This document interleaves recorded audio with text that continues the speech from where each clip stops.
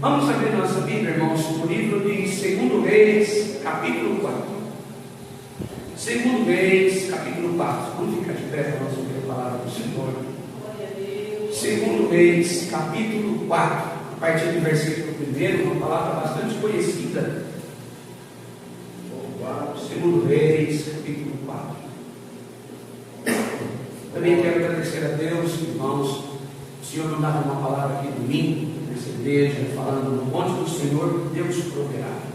E eu peguei aquela palavra, irmãos, e eu, ao sair daqui, confessei uma necessidade da mãe penal, nem contei para vocês ainda, e era sobre o meu carro, documento do carro. Quando eu cheguei na rodovia, falei para minha esposa, esse mês fecha o documento do carro. Espera aí. Fui lá para o chá, falei, não, já fechou e está vencido. Falei, que beleza. O documento está atrasado, nós andamos por aí, uma benção isso. Aí, está dando microfonia. Tá bom, pode ficar. Aí está dando microfonia, não sei se vai atrapalhar a live. Aí, irmãos, o que aconteceu? Eu falei, e agora? Entrei aqui, Deus mandou a palavra, peguei aquela palavra, falei, vai cumprir na minha vida. Várias vezes eu falei, todo posse, em nome do Senhor Jesus, todo posse, em nome do Senhor Jesus. E crendo, falei, Senhor, onde eu vou arrumar esse dinheiro para pagar? É só lá para o dia 20 agora. Vamos rodar para o dia 20, tá bom, filho? Irmãos, vem para casa. Não é testemunhar, mas a palavra faz parte da palavra. Quando cheguei em casa, domingo à noite, passamos a noite, de manhã cedo, quando eu levantei, a minha esposa estava lá na beira da cama, ela leva o café na cama para mim. Chique negócio. Levou lá, o celular falou, amor, dá uma olhada aqui, ó. Uma pessoa que chama ela sempre para fazer um serviço, já fazia quase um mês que ele chamava. Ó, a irmã passou uma mensagem aqui para mim fazer 2 dias de serviço, justamente o valor que nós estamos devendo lá para essencial carro. Deus preparou a palavra no domingo, pregada, segunda-feira, às 6 da manhã, Deus estava cumprindo já. Glória a Deus, Deus preparou. Louvado seja Deus.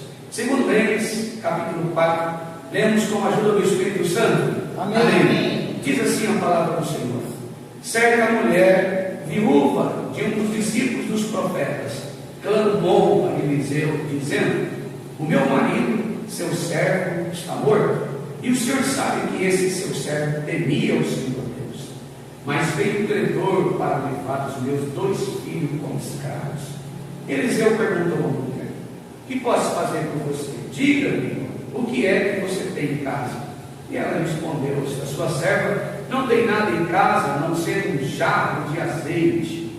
Então Eliseu disse: vá, peça emprestadas vasilhas a todos os seus vizinhos, vasilhas vazias, muitas vasilhas. Depois entre em casa, feche a porta atrás de você e dos seus filhos, derrame o azeite, e todas aquelas vasilhas ponha à parte as que forem ficando cheias.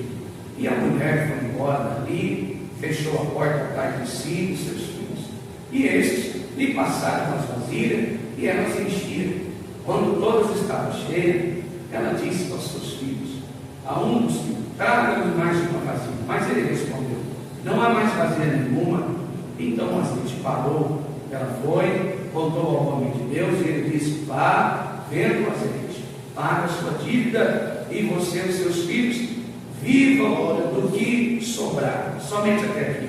Amém. Glória a Deus. Nos assentamos, irmãos, dando graças a Deus pela palavra do Senhor. Louvado seja Deus. Esse texto, irmãos, existem muitas verdades nele. Eu queria ter tempo, no mínimo umas 2 horas para pregar isso. É um texto maravilhoso, uma época difícil. Esse lado, irmãos, de Israel está sofrendo muito, com fome, com seca. Deus preparou este homem de Deus, que intercedeu o profeta Elias, um profeta messiânico. E este homem, com os poderes que estavam em si, que veio de Deus, o desejo do seu coração era que ele tomasse para ele a capa de Elias, e assim o Senhor cumpriu o desejo do seu coração. Esta mulher, irmãos, esse texto tem muitas verdades aqui. Não é, irmãos, às vezes a gente coloca no nosso coração: Deus vai aumentar o azeite, Deus vai, louvado seja Deus. Mas existem algumas coisas aqui que nós precisamos prestar atenção. Exemplo, quando a palavra de Deus vai dizer desta mulher, irmãos, certa mulher. Quem é essa mulher? Ela era esposa de um homem servia a Deus. Esse homem, agora viúva, esse homem servia. Naquela época existia escola para profetas. Os profetas daquela época estudavam para profetizar, estudavam para pregar. E o que eles estudavam? A Bíblia é chamada Torá.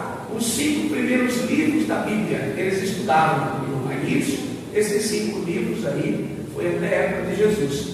Depois, com Jesus, foi pregado Isaías, enfim. É um texto bastante longo. Mas nesta época, eles estudavam a Torá. Os 5 primeiros livros da Bíblia, os livros escritos por Moisés. Naquela época, já na lei dos homens e na lei de Deus, aquele que comprava e não pagava, precisava restituir 2 vezes, se vencesse o prazo, como se fosse os juros de hoje, apesar que o nosso é mais elevado que isso, mas é mais ou menos assim para os irmãos entenderem. Se a dívida fosse do irmão André, por exemplo, e ele morresse, o filho mais velho assumiria a dívida, e se o filho mais velho não existisse, ou fosse mulher, por exemplo, a dívida passava para a viúva, e se ela tivesse em casa os bens, os seus bens eram tomados imediatamente, até poder arrumar o dinheiro para pagar a dívida.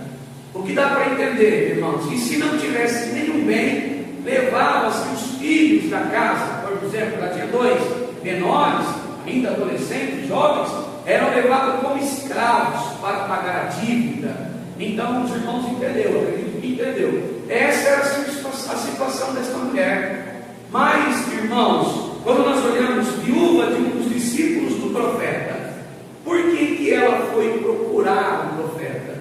Porque este homem, o seu esposo, agora falecido marido, irmão, ele estudava, ele morava lá junto nessa escola dos profetas, próximo, e ele trabalhava lá dentro. E em troca, talvez recebesse alguma coisa, na época tinha muito disso. Em troca, irmãos, reforma, ele trabalhava, quando eu estudo o texto, ele trabalhava na parte de panificação, de comida, de alimentação. Ele arrumava um jeito de dar comida para esse povo. E era abençoado, porque dentro do templo alguma coisa sobrava para ele, tinha alguma coisa para viver, vivia daquilo. Só que chegou o tempo que ele faleceu, morreu, e esta mulher foi procurar o profeta. Ou seja, chegou lá e falou: e agora? Estou devendo, ficou a dívida em casa, o meu marido morreu, o credor está na porta da minha casa, vai levar meus 2 filhos, o que eu faço? Irmãos, no começo desta palavra, o que nós entendemos aqui? Quando o nosso sapato aperta, quando a dificuldade na nossa vida, quando as coisas acontecem, aquilo que a gente não estava esperando, qual está sendo a nossa primeira atitude? Buscar pelo Espírito Santo de Deus para que Ele nos guie em toda a verdade, ou saímos contando para todo mundo? Esse texto está dizendo isso. A primeira coisa que essa mulher fez foi procurar o homem de Deus, foi procurar Deus, porque ela sabia que aquele homem estava cheio do Espírito Santo, sabia que aquele homem tinha Deus, e que algo ia sair dali, que ia alimentar não a sua fome, mas a esperança. Alguma coisa de Deus ia sair daquele homem ali. Este texto, no início desta mensagem, irmãos, está alertando a igreja que quando o nosso sapato aperta, quando aquela carambula dos nossos problemas aparece, ou quando a gente depara com um problema que de repente aconteceu, ou quando todas as portas se fecham, irmãos, é Deus que nós temos que procurar. Primeiro de tudo, é a Deus que nós devemos ir em oração, buscar o Senhor de todo o nosso coração. Seria muito bom se nós ouvíssemos assim: olha, está difícil, está apertado, a gente pode ir para a igreja, e a palavra diz assim: Deus vai multiplicar, vai transformar a sua vida, o seu vaso vai ser cheio, louvado seja Deus. Mas antes de tudo isso, irmãos, há uma entrega mais impressionante que ela chega no homem de Deus e diz assim: olha, o meu marido era seu servo, ou seja, ele servia a Deus. Se era servo de Eliseu, a vida dele estava ancorada em Deus. Então este capítulo vai diretamente para as profecias do salmista Davi, e no livro de Salmos vai dizer assim: ó, eu ontem fui moço, hoje sou velho, nunca vi um justo e nem a sua descendência mendigar o pão. Essa mulher já entendia isso, irmãos. Por quê?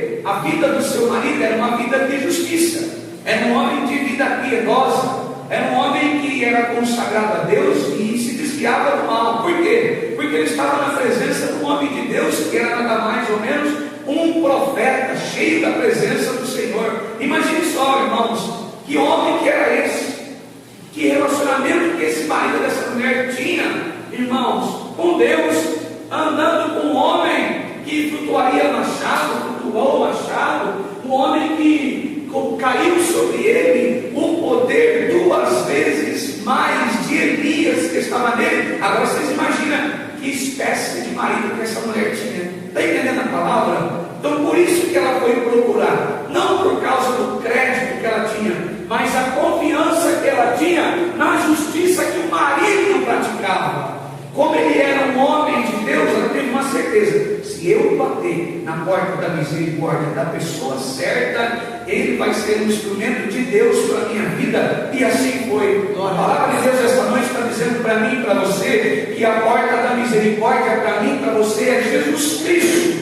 Louvado seja Deus. Quando todas as portas lá fora se fecham para nós, não tem o braço estendido do amigo, não tem o braço estendido do irmão, não tem o braço estendido da igreja, não tem o braço estendido do diácono, da diaconisa, seja quem for, o braço estendido da misericórdia de Deus é o nosso amado e fiel Salvador Jesus Cristo. Glória a Deus, louvado seja Deus. Para isso, irmãos, nós temos que andar lado a lado, de braço dado com o Espírito Santo de Deus, para que Ele cuide da nossa vida, para que Ele prepare provisões para nós. É exatamente isso que esta mulher fez. Foi buscar a direção de Deus, e ela recebeu a direção de Deus, sim, quando ela voltou e falou: olha, o seu servo, meu marido está morto, e você sabe que ele era servo do Senhor e temia a Deus, mas veio o credor para levar os meus filhos como escravo. Então Eliseu perguntou: o que posso fazer a você? Diga-me o que é que você tem em casa. Irmãos, esse texto resume as cartas de Tiago para a igreja da diáspora, uma tribo de 12. O que acontece? Quando nós olhamos para o texto que remete à oração, sempre tem o Espírito Santo pedindo para que a igreja ore e suplique. Mas espera aí, se Deus conhece a minha necessidade e a sua, por que devemos contar para Deus? Porque, irmãos, a nossa boca fala do que o coração está cheio. O que está dentro do nosso coração? Deus quer saber se há verdade em nós. Quando Ele sonda o nosso coração e prescruta o nosso pensamento, os desejos têm que se bater, têm que se equiparar. E as coisas que Deus tem preparado para a nossa vida tem que conciliar com aquilo que nós estamos precisando. Se nós não abrirmos a boca, a Bíblia diz que as pedras vão clamar. O que significa isso, irmãos? Não é que a pedra vai sair do meio da rua e entrar na igreja, não. É uma comparação. O que é isso? Quando nós olhamos para aquelas pessoas e falamos assim: que homem de coração duro, que mulher de coração duro, aquele ali não tem mais jeito, aquele ali nunca vai ser crente. Deus está fazendo uma equiparação, dizendo assim: se você que me conhece não faz isso, eu pego lá de fora alguém que tem um coração de pedra, duro, coloco aqui para mostrar para você que eu sou Deus. É isso que Deus está dizendo. Louvado seja Deus. Imagina só nós, irmãos, crentes, todo dia na igreja, e todo dia nós precisamos do Senhor e não clamamos, não pedimos, não falamos com o Senhor. Amanhã tem alguém aqui que nós nem imaginamos, dando muito mais glória do que nós, adorando mais a Deus do que nós mesmos. É isso que a mensagem está dizendo. O que posso fazer por você? E vai perguntar de novo: diga-me agora o que é que você tem em casa. Não perguntou o que era que ela queria no coração. O que você tem em casa? Sabe o que a palavra diz aqui nesse texto, irmãos? Interpretação do texto diz assim: que se eu não abrir o meu coração para o Senhor e as minhas palavras não confirmar o que está na minha mente, a minha necessidade de Deus, os desígnios de Deus para a minha vida não se confirmam. Eu preciso estar amparado pela palavra de Deus e todos os meus passos guiados pelo Espírito Santo, porque o que está em mim testifica em Deus, que é Cristo Jesus, o nosso Senhor. Louvado seja Deus. Então, quando Deus olha para mim, quando olha para você, quando olha para nós, precisa ver Jesus Cristo em nós, para ser justificados perante o tribunal do Senhor. E esse daqui nunca deixou ninguém padecer necessidade. Louvado seja Deus. Já viu alguém, irmãos, que não consegue guardar o que tem, não consegue o sustento, e você olha para ele, você pergunta assim: você vai a uma igreja? Não. Qual foi o dia que você foi um crente, por exemplo? Qual o tempo que você foi na igreja? Já faz acho que uns 40 dias. Quanto tempo faz que você não ora? Eu não lembro mais. Irmão, é justamente isso. Deus, olhando para mim e você, precisa ver Jesus Cristo em nós, para que aquilo que nós necessitamos, Jesus é à direita de Deus, a minha justiça e a sua. Talvez eu e você esquecemos que por um momento é Ele que intercede a Deus pela minha e a sua necessidade. Glória a Deus, louvado seja Deus. Então, se não tiver Jesus em minha vida e a sua, o negócio não funciona, porque a palavra de Deus diz assim: que ninguém vai a Deus se não for através do Filho, Jesus Cristo. Louvado seja Deus. E como, irmãos, a minha e a sua oração vai alcançar o reino da glória de Deus, e nós não passamos por Jesus, não colocamos a nossa vida no altar do Senhor, aos pés da cruz, não há uma ligação, não há uma comunhão com Deus, e padecemos. Se Jesus é Ele que intercede a Deus por mim, por você, as necessidades, a enfermidade, a preocupação, a ansiedade, a depressão, seja o que for na nossa vida, se é Jesus que faz esse trabalho, essa função de interceder, irmãos, e nós deixamos de ir a Jesus, deixamos de adorar o Senhor, deixamos de orar, não há uma ligação com o Pai. Então, por isso, talvez, irmãos, eu já ouvi algumas pessoas dizer assim: meu irmão André só fala de Jesus, tudo para ele é Jesus, mas não tem outro jeito. A palavra diz que não tem outra maneira, se não for através de Jesus. Nós precisamos, irmãos, nos prostrar e falar com Ele. É Ele que é o autor e consumador da nossa fé. Esta mulher, irmãos, ela poderia ter ido atrás, naquela época, para os irmãos entenderem, tinha alguém que cuidava disso. Ela poderia ter ido atrás da pessoa que administrava isso, mas ela foi atrás do homem de Deus. Por isso o Senhor, nosso Deus, deixou Jesus Cristo, para que todo aquele que nele crê não perece.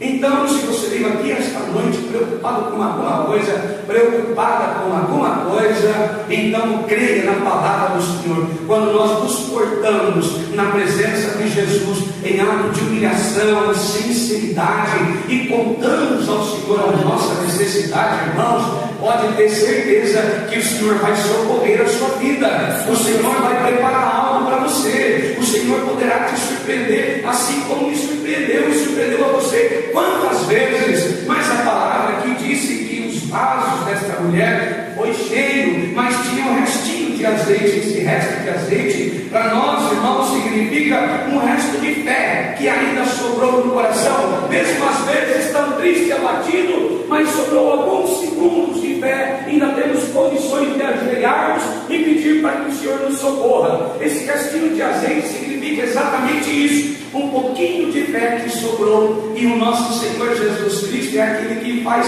transbordar o nosso cálice. É Ele que faz que nós sejamos abençoados para a glória do Deus Todo-Poderoso. Para encerrar esta palavra, eu não sei a sua necessidade, qual é a sua dificuldade que você trouxe aqui, aos pés do altar do Senhor. Não esse é terreno, aos pés do altar do Senhor. Fique tranquilo, o Deus de paz que nós adoramos e amamos, Ele é bálsamo consolador. Talvez você perdeu alguma coisa esta semana, está preocupado com alguma coisa, você veio aqui para buscar uma palavra. O Senhor está dizendo pela palavra que Ele é o seu intercessor a Deus, e todo aquele que está na presença do Senhor jamais sai vazio. Vai para sua casa em paz, que o Senhor é provedor sobre a tua vida.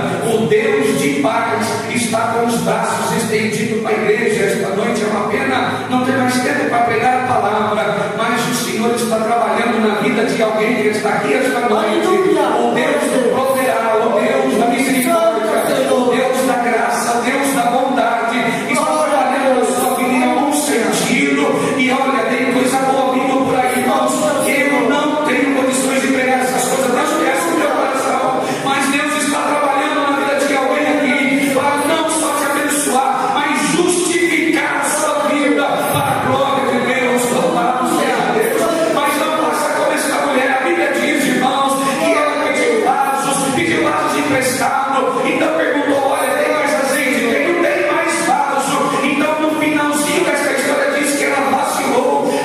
tivesse